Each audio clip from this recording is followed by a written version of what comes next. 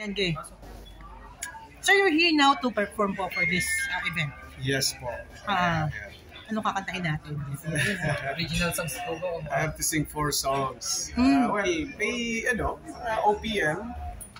May OPM din. I think I have to serenade one birthday celebrator. And isang original song. So you're a good actor, a good singer din po. Ano? Wala bang balak na magkaroon uli ng album? Well, meron akong piniprepare na ilang songs na ilalabas ko. Wow! May collaboration po ba with Diego? Nagawa ko during pandemic. Okay. So original po ito. Original. Magpapalam po ba kayo ng anak niyo si Diego since kumakanta rin naman po siya? Yes, I'd love to. And with Angelina also. So there's a chance na... May chance. May isa pa yung isa pang cruise na Oh yeah, si Samantha. Si Samantha. Sa Universal Records. Actually, silang tatlo magagaling na singer. Siyempre. Nanay nila, magaling na singer. So sir, there's chance na po dun sa mga na-compose nyo, kakantahin po nila, mayroon kay duet or whatsoever. Yeah, there's one I propose na pwedeng kantahin namin kasi kailangan ng babaeng singer. Okay. The song.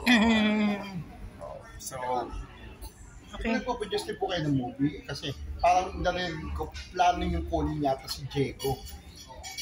Yeah, actually itong The Blood Brothers na hopefully na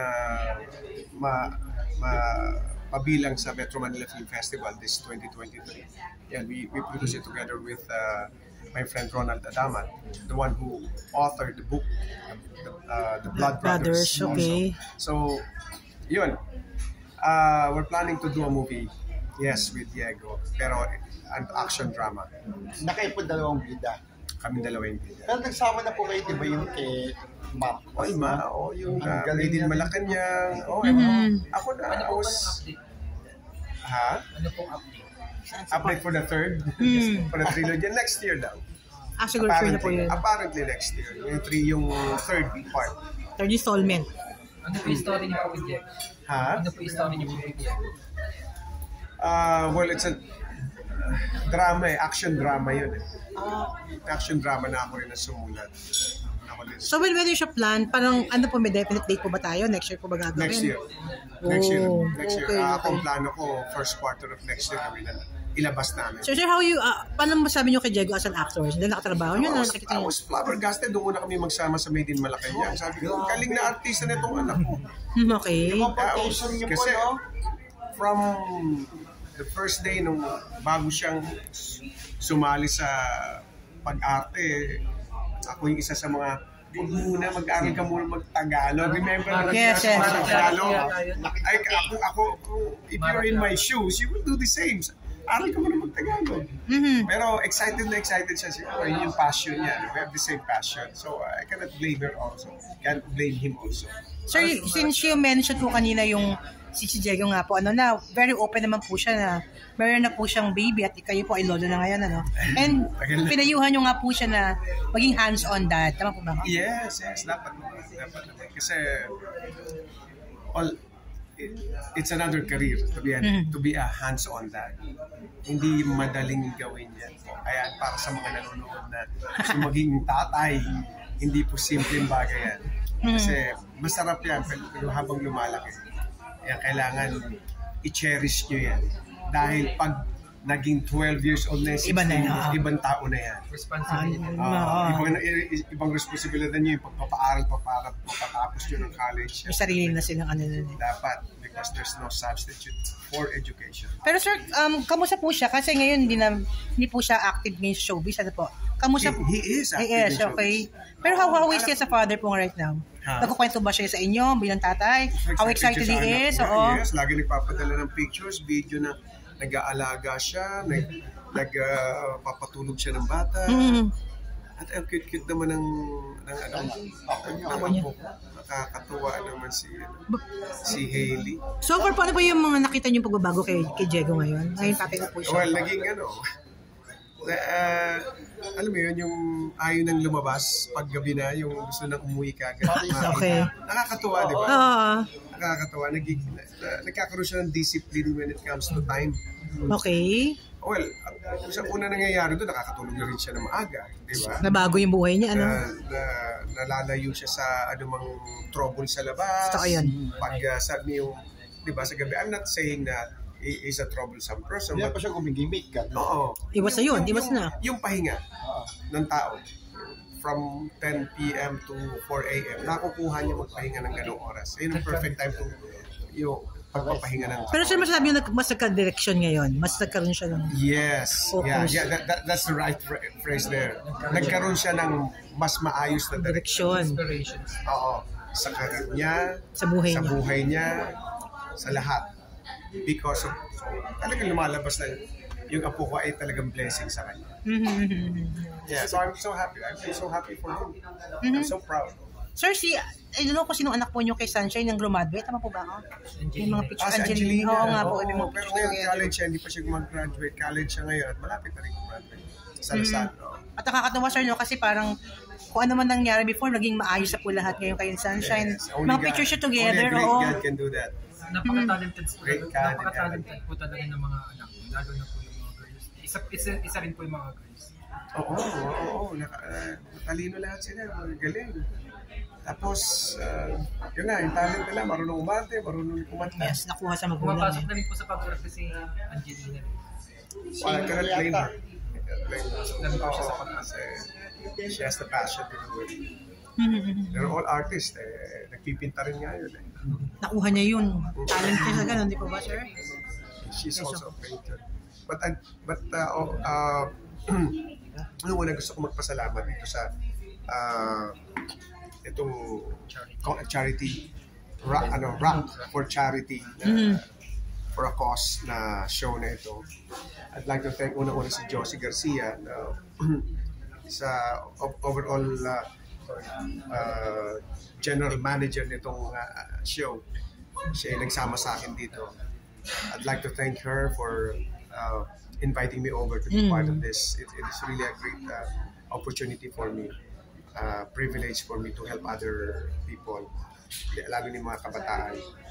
At nagpapasalamat kami sa lahat ng mga sponsors, of course, yung mga kaibigan ko nag-sponsor dyan. Alam niyo kung sino kayo, but thank you sa lahat ng mga sponsors, mga sumuportang mga tao. Thank you so much. May God bless you more.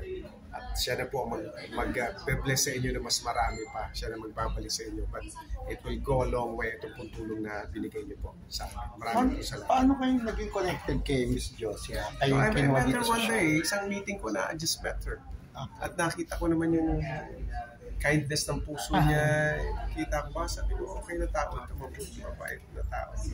So, okay, sige, let's do something to help the underprivileged children. Sabi ko. So, marami siya nakilalang mga foundation. Okay. Sir, Pablo lang na question kasi uso ngayon yung mga historic movies, nauuso ulit siya. Tapos pero ikaw pa our movie is historical. Yes, pero ano po ikaw yun, pa rin yung The Blood Brothers. Ikaw pa rin si Dr. Jose Rizal sa mata ng maraming tao. Yes, hindi Ikaw naman pa rin wala. yun. Kung magkakaroon ng chance, sino yung gusto nakikita mo na pwedeng Kabataan niya yun. kabataan ngayon na gumanap ng Jose Rizal?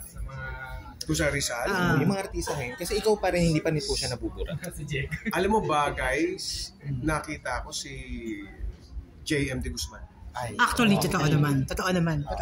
J.M. Yung kulay, ano, saka yung height, yung galing. J.M. De Guzman. Ilalim. Walang ano yun. Nagkaroon po ba kayo ng chance maka-eksena si JM sa Yes, oo. Saan po kayo nagkatrabaho? Actually, magkasama kami sa pelikulang Zelda 3. Nalalabas din yes, very yes. soon. magkasama. Na dinirect ni GB San Pedro. How is he as an actor? Nakatrabaho yun si JM. So, doon yung How is he as an actor po? Si JM. Magaling. He's an amazing actor. So overall po, may mga pelikula po talaga kayo na nakabangko o hindi pa Yes, marami. I cannot say the title kasi I don't like to preempt it. Pero naka-file siya. Most of them are historical. Yes. Sir, you also have a serie, no, in Channel 5. Saan po ba? Yes, maraming Napanood ko salamat kasi po. minsan yun, nadaanan ko eh. Huwag niyo po kakalimutang habulin po yung last leg or last week na aming minsan pa nating hagkan na nakaraan. Si Christine. Reyes and Martin Mapaw. Panoorin niyo po. Dahil nandun po lahat talaga yung Alcoholic kayo doon, di ba, sir? Yung napakagandang kwento po. Sir, pahabol na lang last, si Diego ba nasa ibang bansa? Tama ba ako? Nandito na po siya. Yung bata po. Nandito rin po. Cute siguro, no? Kamukha ba ni Diego? Opo, kamukha ni Diego. Pero sabi ko, mas kamukha ko yan. Naagaw ko yung kare. First apo niyo po yun, di ba? Hindi po. That's my fourth already. Sir Boboy, Lolo na pala, no? may gagawin din po ba kayo ng mga solo shows, concert talaga na mag-showcase ng musicality niyo? Well, hopefully, baka sa ibang bansa. Baka abroad.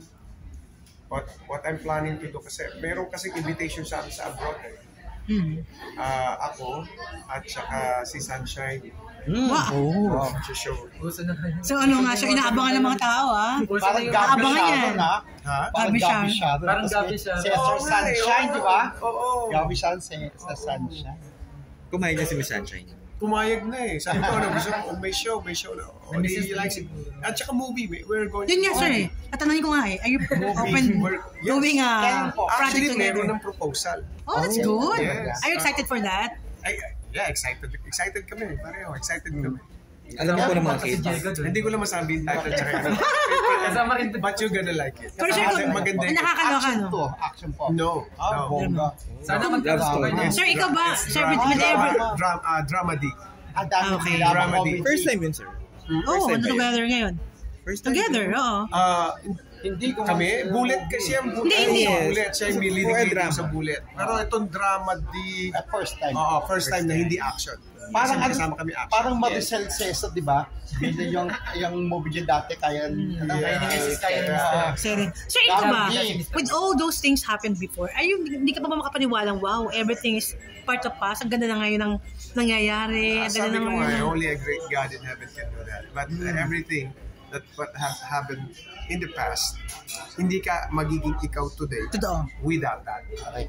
So, walang regret, but all gratefulness. Ang nararamdaman natin is to be grateful, to be thankful, and to glorify God. Are you wishing po na si Miss Sunshine sana makita na rin niya yung right person for her? Someday? Wala, hope. Ako, siyempre, kami, magkaibigan kami. Wala akong hinahangad kundi makita siyang masaya palagi. And have a peace of mind. Okay. And I'm be willing to be a part of the solution. Kung halimbawa sino paano makakatulong ba ako doon? Oo, correct. Di ba? To be to give advice or something as a friend. Maraming salamat po sa inyo. Thank you so much.